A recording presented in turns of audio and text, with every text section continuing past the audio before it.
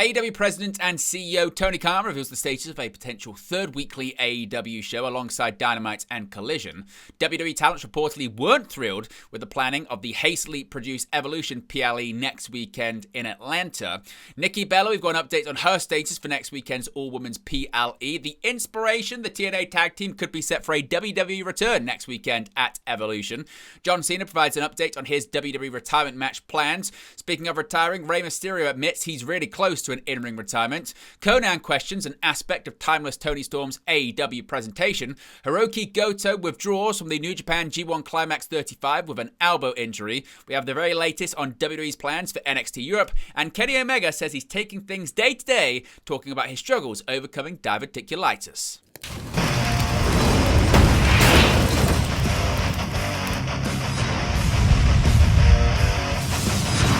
Hey guys, welcome back to Wrestling News 365. Hope everyone is doing very well. As always, there are plenty of news stories to get into in the world of professional wrestling. Before we begin, you can see right there, we are well under 100 subscribers to go until 23,000. So if you haven't already, be sure to subscribe. Join the ever-expanding WNU. Reminder, we're aiming to get to 25k in 2025. So if you haven't already, be sure to subscribe. You can also scan that QR code on the sidebar right there and join members of the WN365 roster. You get your badges, your emojis, and your exclusive members-only content. In addition to that, whilst you're checking out the sidebar, you can see all upcoming live streams we've got here on the channel. That includes next weekend for AEW All in Texas, Saturday night's main event, and WWE Evolution. All right, let's begin with Tony Khan provided an update on the possibility of AEW Shockwave joining the airwaves with AEW Dynamite and AEW Collision. All Elite Wrestling President Tony Khan has shed some more light on a potential third weekly TV show for the company. AEW currently air Dynamite and Collision every Wednesday and Saturday and used to air Rampage 2 until the show was cancelled in 2024. Speaking with WFAA, Khan said the following when asked about more AEW programming. He said, quote, "There's always potential to expand the AEW programming calendar. Right now, things have worked really well with Dynamite and Collision. As we're having a great year, it's always something to consider," said Khan. Now, upon signing a new broadcast deal with Warner Bros. Discovery in 2024, rumours emerged that AEW were exploring the possibility of a third show outside of the auspices of their broadcast partner, with AEW Shockwave shopped to multiple broadcasters, including Fox.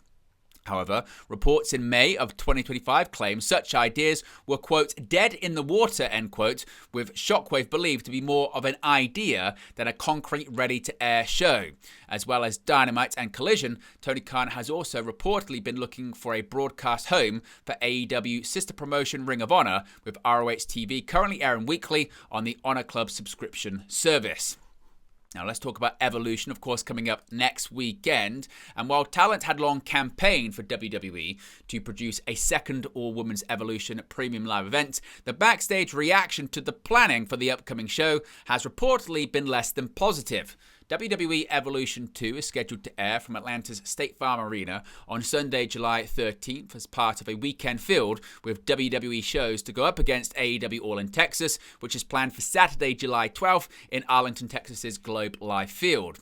Evolution has strong competition in Atlanta that weekend too, as Beyonce is performing in Atlanta from July 10th to July 14th, and the MLB All-Star Weekend is also being held in the city. The combination of Evolution taking place on the same weekend as AEW All In and in the same city as Beyonce and the MLB All-Star Weekend meant talent weren't thrilled with the planning for the WWE show, according to Sean Ross Sapp on Fightful's The Hump. He said, quote, "So, a lot of the women that I was speaking to felt like it was a setup. One, it was put against All In Weekend, across the street from a Beyonce concert, during MLB All-Star Weekend when a lot of the hotels were going to be bought up in the area. They weren't necessarily thrilled with that, but it was hastily produced," Sean Ross Sapp said. Now, matches already announced for WWE Evolution include Io Sky versus Rhea Ripley for the Women's World Championship, Jacy Jayne versus Jordynne Grace for the NXT Women's Championship, and a fatal four-way match for the Women's Tag Team Championships, as well as a battle royal for a title match at Clash in Paris. In addition, it was announced last night on SmackDown that Tiffany Stratton will be defending her WWE Women's Championship against WWE Hall of Famer Trish Stratus. Speaking of Hall of Famers, is Nikki Bella still scheduled for Evolution next weekend? Well, WWE Hall of Famer Nikki Bella's status for the upcoming Evolution Premium Live events following Liv Morgan's injury has been revealed. Nikki Bella made her return to WWE television on the June 9th episode of Monday Night Raw, where she took part in a segment with Women's Tag Team Champion Liv Morgan, which ended with Liv dropping Nikki with an Oblivion.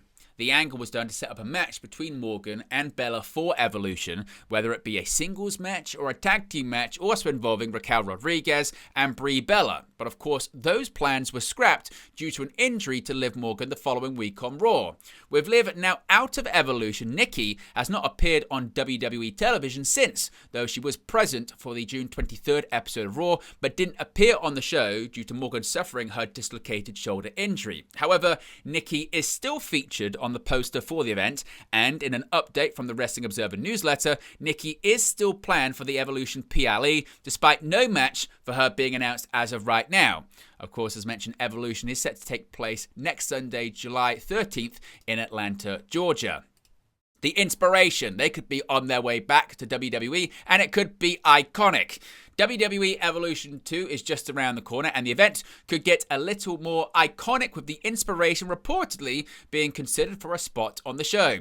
The former WWE Women's and TNA Knockouts Tag Team Champions have not set foot in a WWE ring since 2020, but they did recently return to TNA Wrestling, a working partner of WWE. Per a report from WrestleVotes Radio, the Inspiration's names have been bandied around WWE Creative for possible participation on the show, but at this moment in time, nothing has been confirmed. Again, if Jessie McKay and Cassie Lee do turn up, it's not clear whether it would be for a match or merely for an appearance. On X, Corey Hayes of Body Slam pointed out that the former Iconics duo are booked for a tag match against Elena Black and Bea Priestley at Prestige Wrestling's Combat Clash event in Portland, Oregon on the same night. However, of course, cards are always subject to change. Hayes did corroborate WrestleVote's report, noting he had heard that McKay and Lee had been discussed for the show as part of any TNA wrestling involvement. Now let's talk about John Cena and his WWE in-ring retirement plans for later on this year. Previously, it was reported that John Cena's final match in WWE would take place in December, with it previously being reported that the TD Garden in Boston, Massachusetts would be the location. John Cena has now provided details as to when WWE fans can expect to see him for the final time during an appearance on Page 6. Speaking about his final match, Cena would confirm a time period, although not a venue, saying, quote, "My last match will be mid-December. We're still trying to find a place to do it. I said 36 dates in January. We're halfway through, and gosh, it's been a lot of compelling TV. I don't want to spoil it for anybody, but I think we're just getting started." Although Cena wouldn't name a specific date or location, WWE Saturday Night's main event takes place at the TD Garden in Boston on December 13th. John Cena has recently stated that the fans will help dictate the direction of the rest of his retirement run. Speaking about his run so far, Cena has also stated there had been a number of pivots in WWE Creative when it comes to his storyline. Speaking of retirements, Rey Mysterio could be close to an in-ring retirement too. Despite being inducted into the WWE Hall of Fame in 2023, Rey Mysterio is still going strong as a member of the active WWE roster, competing regularly on television up until suffering a torn groin and busted eardrum on the SmackDown before WrestleMania 41 on April 18th. While Mysterio has shown no sign of slowing down between the ropes, it appears that his in-ring career is approaching its conclusion, according to comments made from the multi-time former world champion in a recent interview. Mysterio said, quote, "Oh, definitely, it's really close," referring to his retirement. "It's really close, but at the same time, I'm so motivated. A lot of people ask me, what keeps you going? I think that once my son started to wrestle, that kind of pushed me to continue, because I was really getting very close to calling it quits, but that just kind of gave me that second wind, and it pushed me to keep going. To be honest, I know I'm still going to enjoy it when I retire, but I'm going to have to tap out. I still love what I do, and I always have." Elsewhere in his interview, Mysterio addressed being inducted into the Hall of Fame while still actively competing, something he referred to as an honor. He said, quote, "The fact that I was inducted into the Hall of Fame before I even tapped out, I was like, I don't want to, I'm not ready to retire." WWE said, like, "No, we're presenting this to you, so truly honored to have been considered, one of the Hall of Famers." Now let's talk about timeless Toni Storm in All Elite Wrestling. And former WCW star Conan has praised a recent segment between Mercedes Moné and Toni Storm, but criticized one particular aspect of Storm's character. Conan, on his Keeping It 100 podcast, analysed the June 25th, 2025 edition of AEW Dynamite, where Storm and Moné had a brawl to open the show to build up to their match at AEW All in Texas. Quote, "It was different. I don't think two women have started a brawl on AEW," said Conan.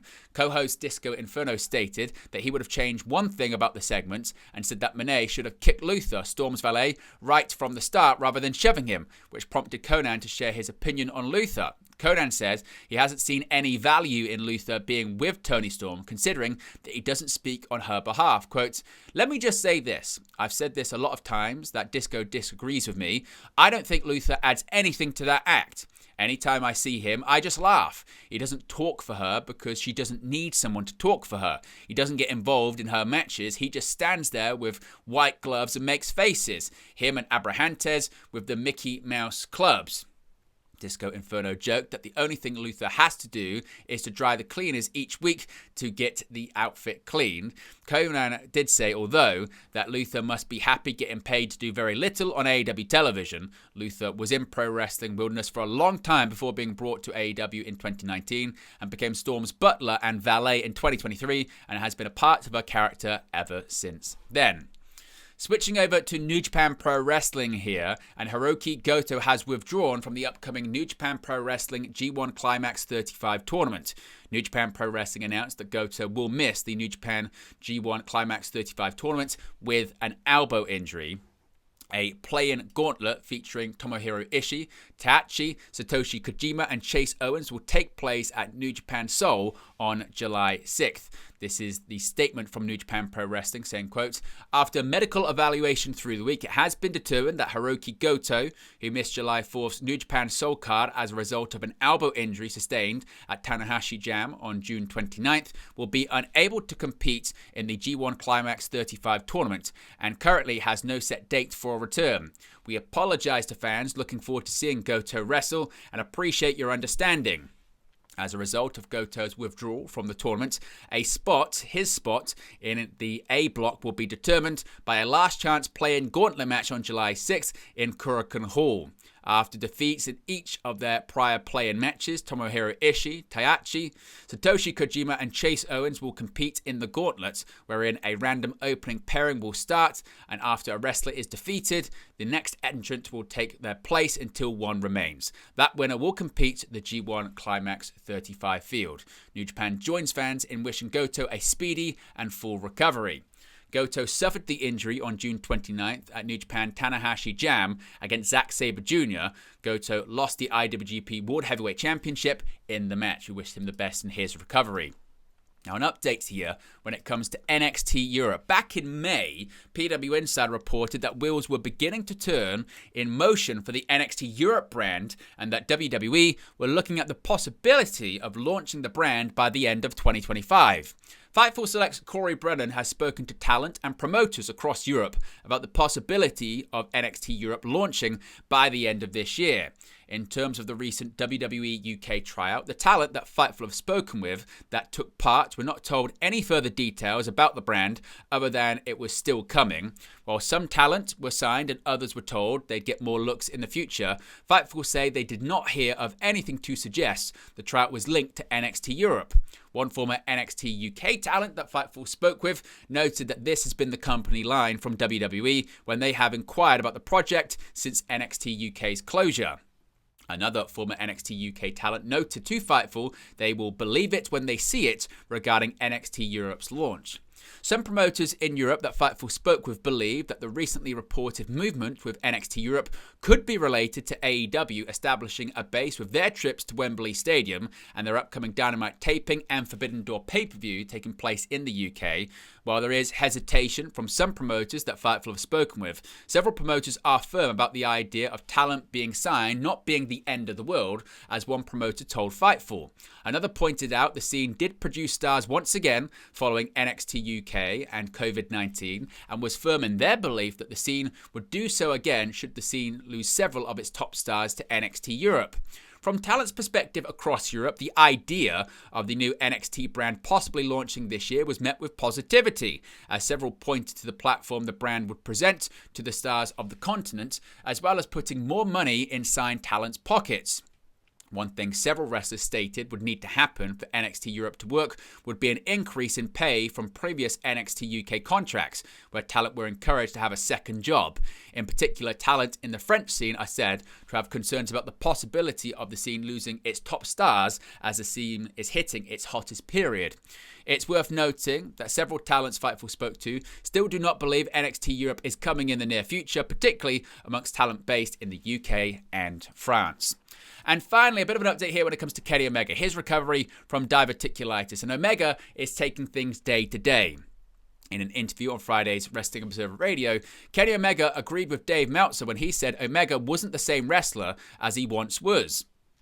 The former AEW World Champion noted that despite making a return to in-ring action in January, he's still taking things day to day and is still recovering from nearly dying following a bout of diverticulitis that kept him out of action for nearly a year. Quote, "As you said, I feel in the pursuit of just staying at the same pace that the younger, healthier talent are moving at, I feel in situations that I wouldn't be able to stand out, or oppositely, I would be able to stand out, but I would stand out in a different kind of way, a negative way. I try not to bring attention to that," he said. "I don't want people to feel scared or sorry for me, or I don't want anyone's opinion of a match to be hampered because I simply just can't move consistently as fast all the time. There's still a number of issues I'm working through, and it's really day to day." Later in the interview, he noted that he still had adhesions from his surgery that caused him discomfort. Quote, "I have these adhesions in my stomach, quite a few, and when you're breathing heavy, when you have to use a lot of core, when you have to twist, when you have to stretch, the adhesions that are binding to my inner organs, they're pulling apart, and it's causing a lot of discomfort, kind of sort of like flu-like symptoms to emerge," he said. Omega recalled that one of his last matches prior to the interview was the Anarchy in the Arena match at Double or Nothing. He noted that between the match he had, the planning meetings and the meet and greets that took long hours, he was exhausted. Quote, "It's not meant to scare anybody. I'll be in bed until 5 p.m, 6 p.m. for almost an entire week. I just don't have the energy. I can't move," he recalled. "That was the most scary part to me." Omega said that he no longer wants to push himself past the breaking point, and that was how he ended up having emergency surgery and wants to avoid having to do it again.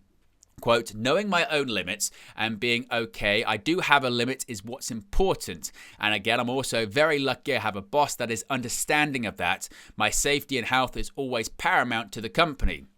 Of course, AEW is set to have their biggest show of the year, All In, at Global Life Field in Dallas, Texas on July 12th. Omega will defend the International Championship against Continental Champion Kazuchika Okada's Continental Championship in a title unification match to determine the first ever AEW Unified Champion.